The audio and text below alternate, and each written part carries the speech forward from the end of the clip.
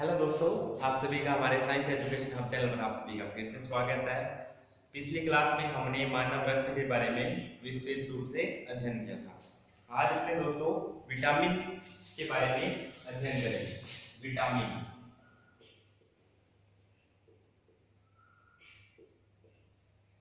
Vitamin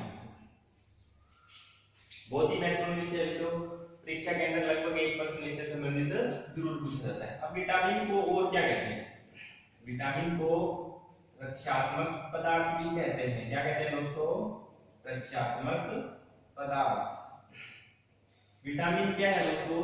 एक प्रकार का कार्बनिक यौगिक है। क्या है दोस्तों? कार्बनिक यौगिक, यानी कि कार्बन से मिलकर बना हुआ एक यौगिक है। उसके बाद बात करें, इससे शरीर के अंदर, शरीर में किसी भी प्रकार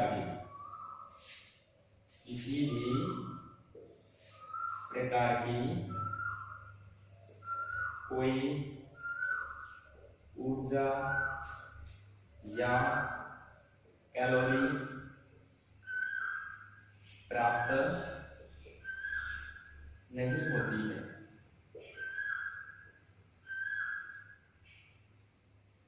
देखो दोस्तों, विटामिन क्या है? एक प्रकार का रक्षात्मक पदार्थ है और ये क्या है? एक प्रकार का कार्बनिक यौगिक। इससे शरीर में किसी भी प्रकार की ऊर्जा या कैलोरी प्राप्त नहीं होती है, परंतु शरीर के लिए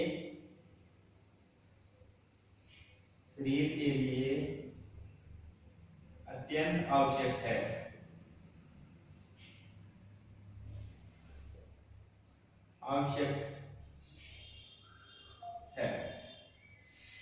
विटामिन क्या है? एक प्रकार का रक्षात्मक पदार्थ और क्या है? ये एक प्रकार का कार्बनिक यौगिक है। शरीर में इससे किसी भी प्रकार की ऊर्जा या कैलोरी प्राप्त नहीं होती है, परंतु शरीर के लिए बहुत ही महत्वपूर्ण या बहुत ही आवश्यक पदार्थ है। अब बात करते हैं दोस्तों कि विटामिन की खोज किसने की? विटामिन खोज या विटामिन शब्द किसने दिया? तो विटामिन खोज या विटामिन शब्द पूछे आपसे किसने दिया, तो किसने दिया था दोस्तों? फंक ने। किसने दिया था दोस्तों? फंक ने। विटामिन शब्द किसने दिया? फंक ने। अब बात करते हैं दोस्तों विटामिन का वर्गीकरण।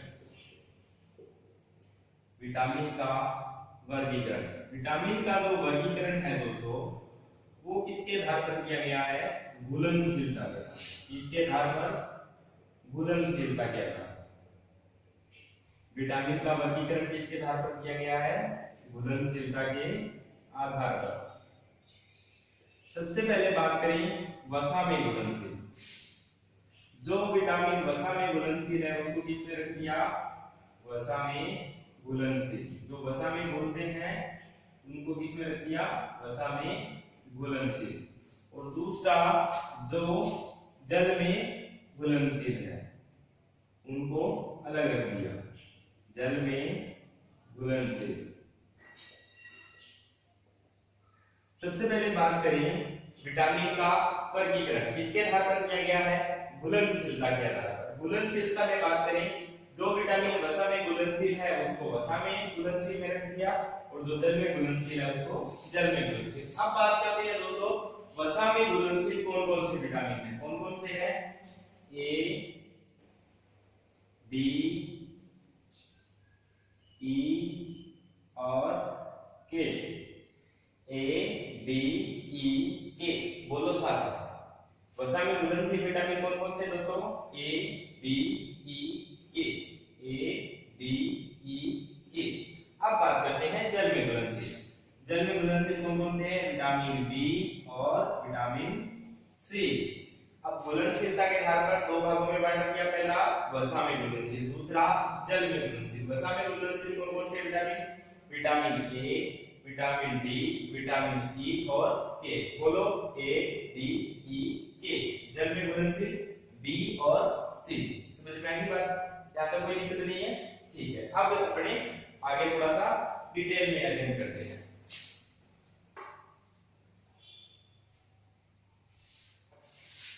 अब बात करते हैं दोस्तों वसा में घुलनशील विटामिन की। इसकी वसा में घुलनशील विटामिन की डिटेल में अपने अध्ययन करते हैं। वसा में घुलनशील कौन कौन से थे दोस्तों? ए, डी, ई और के। विटामिन ए, डी, ई और के। सबसे पहले बात करते हैं विटामिन ए की। इसकी खोज किसने की? खोज की थी इसकी मैकमुलर ने। किसने की थी दोस्तों इसकी खोज? मैकमुलर ने। और सर्वप्रथम खोजा गया विटामिन भी कौन सा था? सर्वप्रथम खोजा गया विटामिन कौन सा था? Vitamin A. इसकी खोज किसने की? मैकमुलर ने। अब देखो आजकल दोस्तों बहुत ही इंपॉर्टेंट बात है, ये पूछा जाने लगे इसका रासायनिक नाम। विटामिन ए का रासायनिक नाम क्या है? रासायनिक नाम विटामिन ए का रासायनिक नाम क्या है दोस्तों? रेटिनोल। विटामिन ए का रासायनिक नाम रेटिनोल। बोलो भी साथ साथ, विटामिन ए का रासायनिक नाम क्या है? रेटिनोल। अब देखो दोस्तों ये किससे प्राप्त होता है? किससे प्राप्त होता है? गाजर, आम, पपीता तथा बथुए की पत्तियों।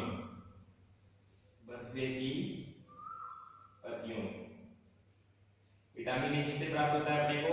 गाजर, आम, पपीता, बथुए की पत्तियों से। ठीक है, ये इंपॉर्टेंट बताए हैं जो कि सबसे महत्वपूर्ण है, जिसमें विटामिन ए की मात्रा सर्वाधिक पाई जाती है। उसके बाद बात करते हैं इसकी कमी से। अगर हमारे शरीर में विटामिन ए की कमी हो जाए, कमी से होने वाला रोग,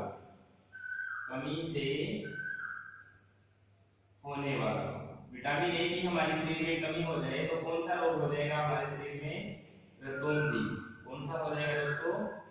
रतौंधी। कौन सा रोग हो जाएगा विटामिन ए की कमी से? रतौंधी। ये क्या होता है दोस्तों? आंखों की रोशनी है वो कमजोर हो जाती है। अब विटामिन ए की कमी से कौन सा रोग हो जाता है? रतौंधी। अब बात करते हैं विटामिन डी। अब विटामिन डी की खोज की बात करें। विटामिन डी की खोज किसने की थी दोस्तों? हॉपकिंस ने। किसने की थी विटामिन डी की खोज? हॉपकिंस ने। विटामिन डी की खोज किसने की थी? हॉपकिंस ने। उसके बाद बात करें इसका रासायनिक नाम। विटामिन डी का रासायनिक नाम क्या है दोस्तों? कैल्सीफेरॉल। क्या है? कैल्सीफेरॉल। विटामिन डी का रासायनिक नाम क्या है दोस्तों? कैल्सीफेरॉल। बोलो साथ साथ में, विटामिन डी का रासायनिक नाम क्या है? कैल्सीफेरॉल। अब ये बात करते हैं कि किससे प्राप्त होता है। एक होता है सूर्य का प्रकाश। किससे प्राप्त होती है विटामिन डी अपने को? सूर्य के प्रकाश से और मछली के तेल से। अब ये देख तो सूर्य का प्रकाश जैसे ही हमारी त्वचा के ऊपर गिरता है तो हमारी त्वचा के अंदर आगे स्टेरोल कोशिकाएं पाई जाती है। कौन सी दोस्तों? आगे स्टेरोल कोशिका पाई जाती है जो क्या करती है? सूर्य के प्रकाश से विटामिन डी ग्रहण कर लेती है, या सूर्य के प्रकाश को विटामिन डी में कन्वर्ट कौन करती है? आगे स्टेरोल कोशिका, जो कहां पाई जाती है दोस्तों? त्वचा के अंदर। अब बात करते हैं दोस्तों इसकी कमी से होने वाला रोग। अब इसकी कमी से होने वाला रोग कौन कौन सा है दोस्तों? एक तो होता है रिकेटस। ये होता है दोस्तों बच्चों के अंदर। इसके अंदर होता है बच्चों के अंदर, यानी कि 6 से 18 माह के जो बच्चे हैं उनमें अगर विटामिन डी की कमी हो जाएगी तो कौन सा रोग हो जाएगा? रिकेटस। अगर वृद्ध या प्रौढ़ है, उसमें कौन सा रोग हो जाएगा दोस्तों? ओस्टोमलेशिया। कौन सा हो जाएगा? ओस्टोमलेशिया। बच्चों में कौन सा रोग होगा विटामिन डी की कमी से? रिकेटस। और वृद्ध या प्रौढ़ में कौन सा रोग हो जाएगा? दोस्तों? ओस्टोमलेशिया। कौन सा रोग हो जाएगा? ऑस्ट्रोमलेशिया। अब बात करते हैं विटामिन ई की। विटामिन ई की खोज किसने की थी दोस्तों? इवांस तथा बिशोप ने। किसने की थी? इवांस तथा बिशोप ने। विटामिन ई की खोज किसने की थी? इवांस तथा बिशोप ने। अब बात करते हैं दोस्तों इसका रासायनिक नाम। विटामिन ई का रासायनिक नाम क्या है दोस्तों? टोकोफेरोल। क्या है?